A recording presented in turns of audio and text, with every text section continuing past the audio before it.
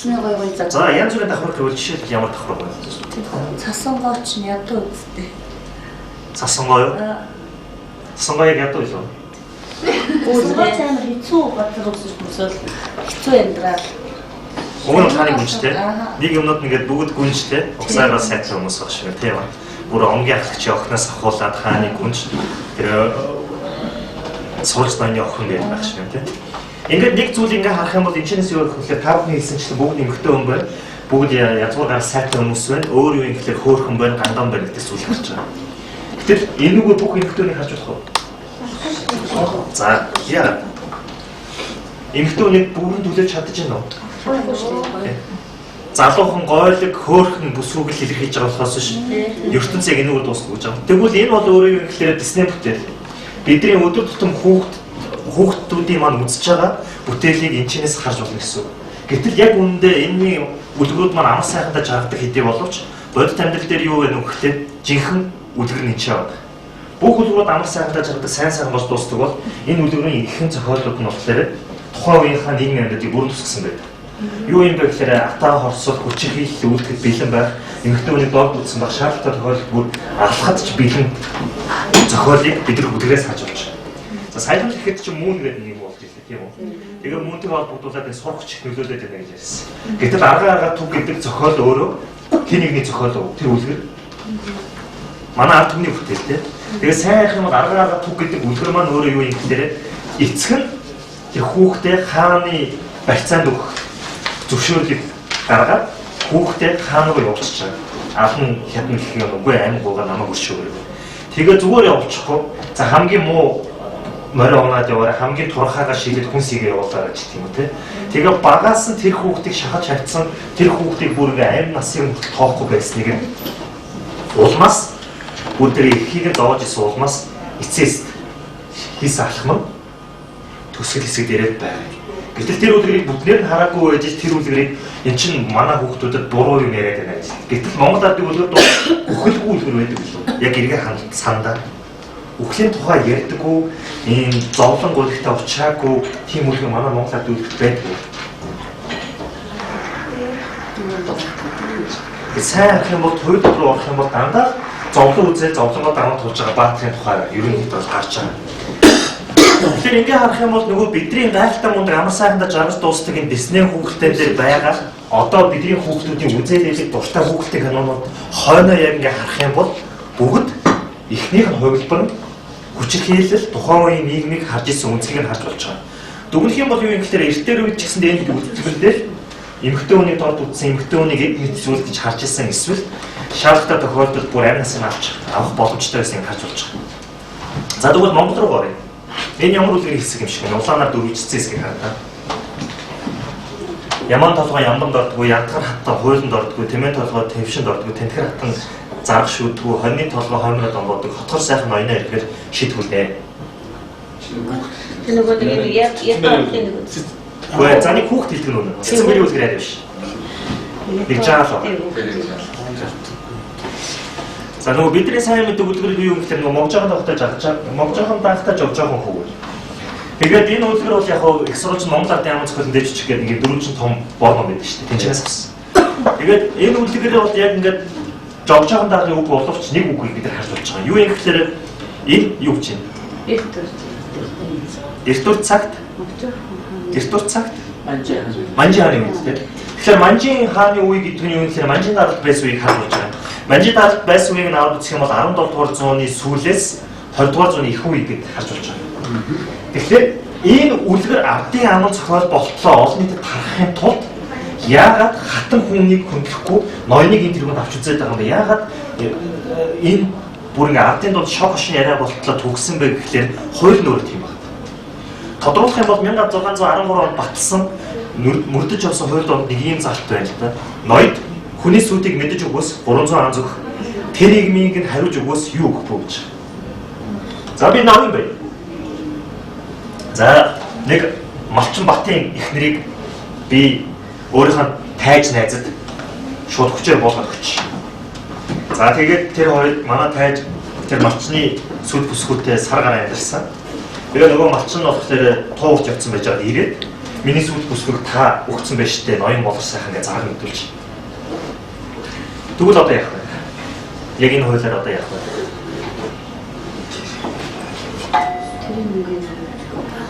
Би бол малчин батад хэлсэн уучлаарай. Би чамайг энэ бүсгүүдээс сүү тавьсныг ёстой мэдээгүй юм байна. Уучлаарай. Би тэр тайжид хэлье гээ. Тэгээд тайж нь болохоор өсвөл бүсгүүнд буцаагаад сүү залууг нь явуулчлаа. Энэ юу вэ?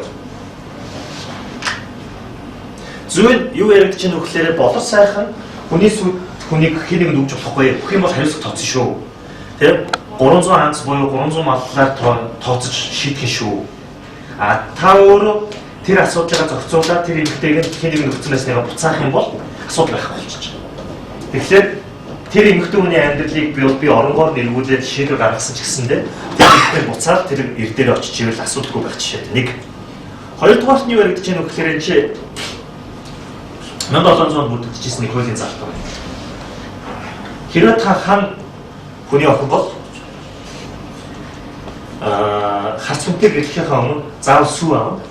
Тэр нь болохоор цагаан тэмээ мөнгөн бодолтой цагаан морь болгон моцогтой мөнгө арихаар аягаар арихад дүүргэсэн нөхгүй суудыг байж иж би тэр харц зэрэг гарах асуудал нэг. Хоёрт нь ноёд тамнангуудын охиныг харц хүн гооч бол мөнгө аяг сувд хөргөөс тооцсон. Үгүй бол тооцсон. Харц хүнтэйгээ гэрлэх гэж байгаа бол арх хонийг гэц дотор эвэр тур гүйцэд байвал тооцно гэж. Тэгээд эднийг гэрчтэй болоод гэрч мэдрээс тооцсон, гэрчгүй гэрч мэдэхгүй бол тооцохгүй гэж. За ямар ялгаа нэг чинээс. Зиндан даа гэсэн юм шиг. За зиндан даа гэх тийм. Тэр бодлосоо ядуу байгаа. Цагаан тиймээ мөнгөн бууртай бэлдэж чадахгүй, цагаан мөр булган моцогтой бэлдэж чадахгүй байхгүй. Хайр дурлмор байхгүй тийм. За ер нь одоогор зүйлээ л да. Одоо мөнгө аяг хэдэн төгрөг вэ?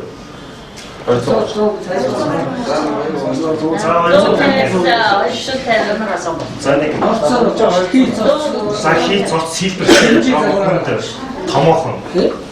За нэг 500 мянга. За бүтэн сууд даатаагүй Монгол улсад сууд ямар үтэй? Тэр байхгүй. Сууд их л үтэй. За жинхэнэ сууд бай. Одоо ганцхан сууд бай. Одоо бэлэг хэмнээ шийдэж байна.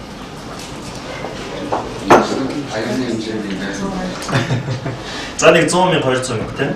За одоо ч цагаан тиймээ цагаан мөр ингээд бүрэн тоногтой авъя гэвэл одоо хэд вэ?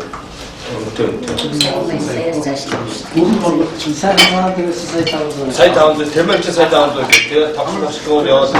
За хэдэн ланч юм аа. За зүгээр инжиндэл хамгийн багаар болор сайхан 10 сая төгрөгийн юм бэлдэж өгөх гэж байна. Гэтэл хөөрхөн түрийн албаг сая 500 сая төгрөгийн явуулахтай. За яг хуу гадаа ирж байгаа. Тэгээд нэрсэн 700 сая гэж тооцъё л доо. Хизээ би хүнтэй гэрлэх байдаг бол. Юу 10 сая төгрөгийг хизээ хаанаас босгоод яаж тэгээд төлөх вэ?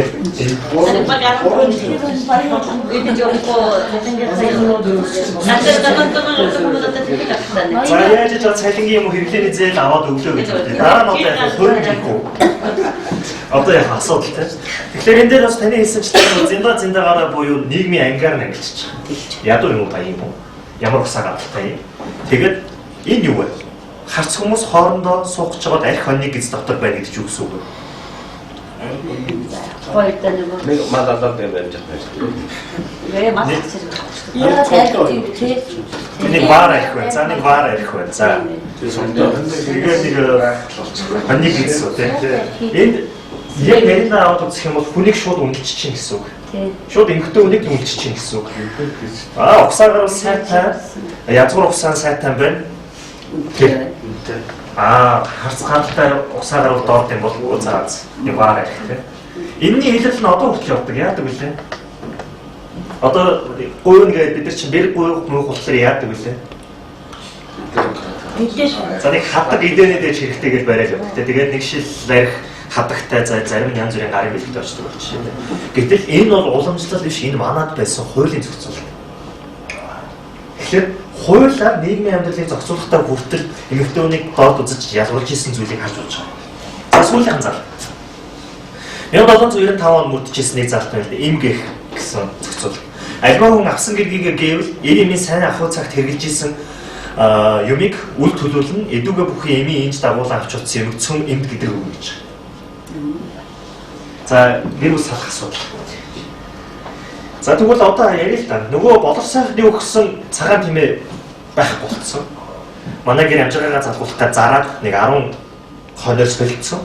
А нөгөө 10 хонь нь бол өсөөд 100 болцсон байна. Сална. Энэ эмэгтэй надаас юу авч явах вэ? Яа. Яг өөрийнхөө нэг авчихсан юмнууд ал Тэмээ байхгүй шүү дээ. Эмэгтэйд нь үгийг гэхээр тэр тэмээ байхгүй шүү дээ. төлөх үү? Тэмээ байхгүй юу ч болохгүй шүү дээ. Юу? Эдүгээ бүхий гэж байгаа шүү дээ. Эдүгээ бүхий эмийн иймс дагуулсан авч утсан юм. Байга юм их бүх юм байна. Одоо байгаа юм бол Содон даруултайгаа ирээд содон даруулгаа зүгээд явал болно. А тэр цагаан тэмээ байхгүй. Байхгүй учраас Уучлаарай. одоо байгаа юм яг Одоо байгаа юм л үг гэсэн. Тэгэхээр юу юм тэрний эмэгтэй хүн ямар ч өмч хөрөнгөний их мэдл байхгүйг шууд олчихчих. Байхгүй. Тэгэхээр ингээ эртнэрээс харах юм бол ингээ хууль цааз нь үйл үзүүлэлттэй байсан байна уу? За нэг ийм үлгэр ороод байна. Хэдэн жилийн өмнө манай ерөнхийлөгч нөгөө 9 сарын 1-ээр хүүхдүүдэд зориулж хичээл орсон. Тэгээд гэргээ үлгэр ороод тэгээд Аштан тухайн зохиол хүүхдийн зохиолч. Тэгээд энэ хэвээр ярьж байгаа юм гэхээр нэг өвгөн олон хүүтэй амьдарч байгаад өөд болсон. Хүүхдээ гэрээс өгсөн. Та нар минь Монгол гэрийнхаа өстөрийг чангаж өрхөөрөө сайн авч яваарай гэсэн гэрээс өгсөн. Өвгөнийг өөд улмагц хүүхдүүд нь гэрээ хуваагаад аваад ирсэн. Нэг нь өрхөө, нэг нь бүрээсээ, нэг нь хамт хуургаа аваад ирсэн. Тэгээд дараа нь яасан бэ гэхээр бүгд тусдаа тэгж амьдарч чадахгүйгээ мэдээд нөгөө гэрээ салгаж авсныгаа энэ тэндээс нийлүүлээд гэрээ дахиж бариад явсан байх жишээ. Энэ орчин үеийн зохиол юм шиг харагдавч энэ бол Алангойгийн нэг домогтой гэх мэт. Ямар домог гэдэг вэ? нөгөө Хамсун тий. Эвлэж багтсан 5 сум бол бөхөө дан дангаараа нэг сумыг хавуулж болдог бол та нар энэ эвтэй байгаараа гэсэн сургаал үлгэр. За тэгвэл нэг Алангойгийн домогтой холбоотой нэг зураг байна л та. Юу юм гэхээр энэ бүргэдийн зүүн хөлөнд юу байна хардаа? Багтсан сум байгаа. За орчин үед бол ингэж харагдаж байгаа. 13 сум багтсан байх тийм үү. Тэгвэл анх Америк нэгдсэн улс байгуулагдаж байгаа 1776 онд энэ төрийн сүл тэмдгийг боловсруулах хороо байгуулсан байна. Тэгээд бүх төрийн зүтгэлтүүд нь хоорондоо нийлээд тэгээд дахиад энэ хороогоо 1782 онд шинжлээд энэ ямар сүл тэмдгээр Америк нэгдсэн улсыг төлөөж явах вэ гэж житэл тэнд байсан нэг төрийн өндөр зүтгэлтэн төрийн түвшээ байсан хүн. Би нэг Америкчуудын энэ Америкийн уугуул хүмүүс болох индианчуудын домгийг хуульчлаа. Нэг өвгөн домог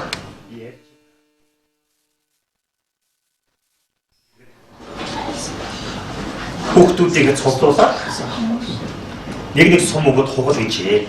Тэгээ хүүхдүүд нэг сум өгöd хугасныхан дараа нөгөө хүүхдүүдийнхаа тоогоор сум багцаж өгöd хугал гэсэн чинь хинж чадаагүй маа гэд тэр төрийн түвшээ тэр энэ хорооны хүмүүст хэлээд Америкийн 13 мууч эв найртай оршихыг бэлэгдэж дайн тулаар хийж ирснийг нь илэрхийлж энэ сумыг төрийн бэлэг тэмдэгтээ оруулъя гэсэн санааг авсан байна. Тэгээд тэр нь тусаад одоо ингэ явж байна. Ингээ хардаа 13 дугаар зууны Монголын ус товчонд яригдчихсан Алангойгийн домог 18 дугаар зуунд яригдчихсан Индианы домог хоёрын хооронд ямар холбоос байгаа вэ? Ямар холбоос вэ? эвтэй байх бас. Эвтэй байхынхаас гадна нөгөө эд зүйл нь адилхан байна тийм. Сумаар илэрхийлээд нөгөө эвтэй нартай байхыг илэрхийлж байгаа гэсэн. Тэгэхээр домог үлгэрээс бид нар юу харж болох вэ гэхээр амьдралын ахуйг харж болж байгаа. Эртээр үеийн домгийг бид хараад ямар ахуй байсныг харж болж байгаа. За энэ юу вэ? Хаалны сав. За хоолны сав дондоо ямар хоолны сав вэ? Том жижиг хэмжээтэй тийм. Жишээлбэл энэ каструлаар бид нэг хүнд арилцаа чамж өгөх шаардлагатай юу? Шаардлагагүй шүү дээ. Жижигийг нь барил хийж гэсэн. Тэгвэл үүнтэй адилхан Монголын туйлыг аваад үзэх юм бол яг энэ ахуйн шинжтэй ямар мэдээлүүд байна гэдгийг аваад үзэх юм бол энд явж байна л да. Боол тулга, ноён тулга гэдэг. Энэ юу юм гэхээр арил цагаан өвгөнгөд туйл дээр хүүхэд төрөх гээд тэр хүүхдийн хүүг нь таслах гэж байгаа үйл явдал гарч байгаа. Арил цагаан өвгөн хайрын хар бараан хэлтэй гал бадтал суугдахтаад хар хүүг нь тас авчих гэтэл хад харгалтсан шиг халтарч одоод мөс харгалтсан шиг мөлтөрч байвгийн. Боол тулгаа холб татан дорн дүүрээд ноён тулгаа холб татан дээрээс нь тас цохиж арай чамаа тасалж болуулан өвгөнөө 100 эргийн арьсанд арай багтааж боож авчиг гэсэн. Яг нь хэтрүүлэг бол байна. Гэхдээ нэг юм байна. Монгол гэрт тулга нэгээр зогсохгүй байж байгаа гэдгийг чаас харж болж байгаа. Тэгээ боол тулга, хатан тулга, ноён тулга гэж юу юм бэ гэхээр тулганы хэмжээ. Жижиг тоогоонд зориулсан жижиг тулга, дунд зэргийн тоогоонд зориулсан дунд тулга. Тэгээд том тулга нь бол ноён тулга байх жишээ. Тэгээ нөгөө жалгавчанд зориулах уу, юун зориулах уу гэдгийг харуулж тусгасан байна гэсэн санаа. Тэгэхээр аль 1960 онд бичигдсэн бүр 1600-аад оны өмнө хүртэл яригддаг байсан энэ арил цагаан өвгөн гэдэг туйлаас бид нар ахуйгаа харж болж байгаа гэсэн үг. Одоо бид нар ашиглахаа болсон ч гэсэн ахуйгаа харж болж байгаа гэсэн үг. Энэ уурга юу вэ? Ямар зөвлөлтэй вэ? Унаага юу гэсэн. За морой үйлдэлтэй ашиглан тий. Орой идэлтэй ашиглан. За уугыг босгочихлоор юу болдог вэ?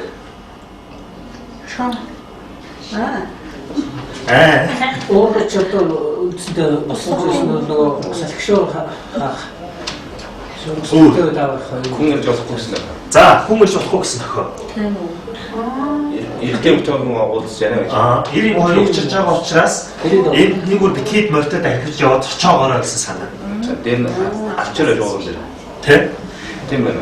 Тэгэхээр тал нутгийн нэг санаа нь юу юм гэхээр ингээд уургыг босгоч чинь гэхээр нөгөө бид нар бол хүн байна гэдгийг бол мэдэхгүй шүү дээ. А тэгээд зүй нь болохоор ичээ ингээд 92 учирж байгаа учраас холоор дайраад яваараа тий. Нөгөө учирж байгаа хоёрт нь чийгүү морьтой хажууд өнгөрч байгаа хүнд нь эвгүй учраас тохионы тэмдэг.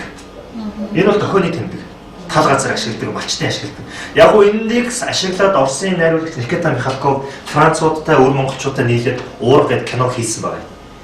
За яг энийг нь ашигласан. Зүгээр би та бүхэн танилцуулах зорилгоор ашигласан. Гол санаа нь юу юм гэхээр энэ маань орчуулагдсан хэдий болгож орчуулгатаа юу гэж орчуулагдсан гэхээр хайрын орон зайг орчуулагдсан байна. Уурга хайрын орон зай. За соёлын үед юм. Энэ өөрөө манай уламжлал дээр хаана вэ гэхээр нөгөө арил цагаан үгнээс харах юм бол эмгүү уулан хатантаа өдөр түргэн очиж хилдэг юм гээд далаа цагаан өргөөгөө тэмцээ зөвлөхөд одвол баруун хаяанд шахаж ирж явхад баруун цамхаагаар хусан багны яцад 5 өнгийн хив уяад гаргаж хийсгээд орхисон байхыг нь ардлахгүй үзээд арил цагаан үгэн уулан болгон баярлаж хэлж байгаа. Энд дээр нэг юм байна. Энэ хусан баг гэж юу гэдэг асуулт гарч ирэл тэ. Тэгэхээр энэ юу гэхээр одоо бидний Монголд ашиглаж байгаа өн. Шууд өнөө хаашин гаргаж ийнэ гэхээр тооныхоо аль зүг рүү гаргасан байна. Баруун самархаа гэж байгаа. Тийм ээ. Тэгэхээр Монгол гэрийн баруун зүг юу вэ? Хэд харьяалагддаг вэ? Баруун тал. Монгол гэрийн баруун тал. Тэгэхээр нүүдэлчдийн соёл донд эмхтэй хүн гэртээ хөнгүү байхад төрсөн бол төрснөө илэрхийлэх нь энэ байсан. Тэгээд хүү төрөл баруун тийш, охин төрөл зүүн тийш гаргадаг байсан уламжлал байх жишээтэй. Энийг би яриаг нөгөө цэндийн дамжин сургуулиар Инчингой Владимирцов өдөр судлаад энэ туйлаас бид нар нүүдлийн соёлын шинжилгээ ахуй болж харж болох юм байна гэдгийг нотолсон байна. Тэгээд энэ сайн харах юм бол 5 өнгийн хив гэж байгаа. Энэ юу вэ? Хадаг бай. 5 өнгийн хив уу? Хив гэхлээр бид нар одоо хадгаар яриад байгаа. Гэтэл энэ хадаг биш альчуур. Альчуур. Тэгэхээр юу юм гэхээр тод өнгөөр холоос танихад зориулаад өн гаргачвал баг холоос сүмийг харагдахгүй байж магадгүй тий. Гэтэл холоос таниулахын тулд тэмдэг байдлаар энэ тод өнгийг ашигладаг байж байгаа. Тэгээд арил цагаан өнгө эхлэхдээ бол яг та ингээд эмгэнтэйгээ амьдардаг байсан маш удаан хугацаанд хүүхэд төрүүлэхгүй бүр байж байгаад хүүхэдтэй болж байгаа явдал учраас бүр ингээд эмгэн өөрөө бүр ингээд асар их баярлаад 5 өнгийг ашиглаж тэмдэг өгч юм л да. Зүйн. За цаашаа явъя гэвэл ингээд саяхан нэг хүүхдийн дуулж үжиг 2-3 жилийн өмнө драмын чатраас ихэл гаргасан их цагаан унаад байд. Тэгээ яг үүнтэй холбоотой манад байдаг үлгэр юу юм гэхээр цуудын цагаагчгүй байгаа. Цуудын цагаагчгүй дээр юу гардаг вэ? За нэг нэг автобус руу байдаг, нэг азар байдаг, нэг гүү байдаг. Гүү нунахтай. Тэгээ яг юу болдог вэ? Үйл явдлын багцтай бол. Хадны үрийг харлаа сууны үрийг. Тэгээд шуунууд ирээд. Үүнийг хамгаалсан. Тэгээ өндөг хаялт газарчдаг тий. Тэгээ өндөг бацсан чинь шуунууд дайраад тэгээ хүүгээ хамгаалж явж байгаа дээ их нөхөд.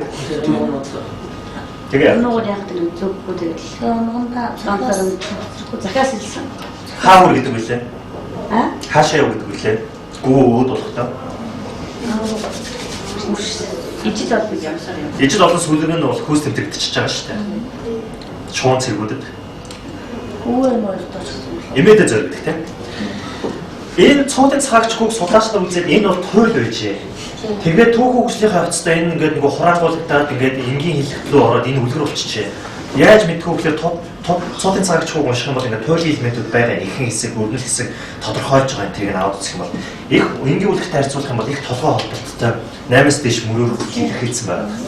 Тэгээд цоодын цагаач хүүнээс юу харж байгаа гэхээр хэн их мэдл байсан бэ, хэн рүү шилжсэн бэ гэдгийг нь ёгтож тайлбарлаж байгаа юм. Цоодын цагаач гүү нөгөө гам болонгууд энэ бичээр сайтай газар руу нүүе гэхээр хүмүүс нөгөө сүргэн дагдаг.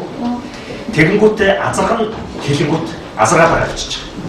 Тэгээд энд шуугны үүр байна. Энэ шуугны үүрнээс хол яваач гэхлээр нөгөө сүргэн сонсдгоо.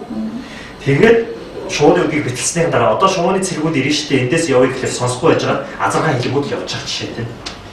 Тэгээд эндээс юу харагдаж байна вэ гэхээр эмэгтэй хүн ирэх мэдл байж байгаа ирчүүд ирэх мэдэлтэй болж байгаа гэдгийг энэ цоодын цагаач гүүгээр эргүүлж хэлж байна гэдэг судлаасаа тайлбарлаад байна. Нэг хоёрт нь юу яригдж байна вэ гэхээр эмэг их рүүгээ явж байгаа юм. Тэгэхээр юу юм гэхээр зарим газар хүртэл эмэгтэй хүн ирэх мэдэлтэй тийм нутаг бас байсаар явж байгаа, овг аймаг байсаар явж байгаа гэдгийг бас харуулсан боловч айжмдаа ирчүүдэд бүр ингэ шийдвэр гаргах, бүр ингэ овг аймагаараа хаашаа бүрэх үү гэдэг шийдвэрийг нь ирчүүд нь зориулж гаргадаг болж байгаа гэдэг санаа энэ дээрээс байна. Тэгэхээр юу юм гэхээр эхийн эрхт ёс зориулж байгаа эцгийн эрхт ёс руу шилжижээ гэдгийг энэ цоодын цагаагчгүй туйлын шинжээр илэрхийлсэн байна гэдэг санаа гарч байна. Тэгээд нөгөө цоодын цагаагч хүчин эмэг ихтер очиод гайхалтай мундаг хүлэг болонгуудаа эрийн сайн хаарангуудаа уулзч яриад энэ удаа дуусчих жишээ.